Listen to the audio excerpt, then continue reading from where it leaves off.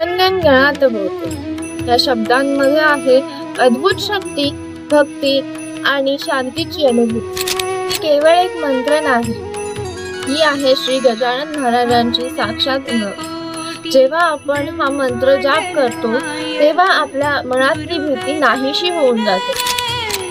गणात भोवते या शब्दांचे अर्थ खोल आहे. गण म्हणजे शक्ती, गती आणि ज्ञानाचे मूळ. आणि जेव्हा ही शक्ती पुन्हा पुन्हा जपली जाते तेव्हा आपलं चित्त स्थिर होते. आणि बोते म्हणजे विनम्रतेने त्या शक्तीला अर्पण करते.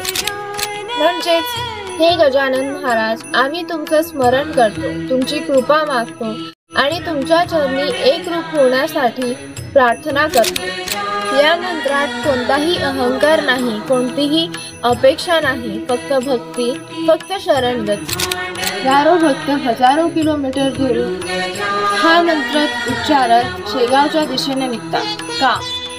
कारण या मंत्रात आहे एक विश्वास, एक ऊर्जा, एक दिव्य शक्ती जी जीवन बदलू शकते.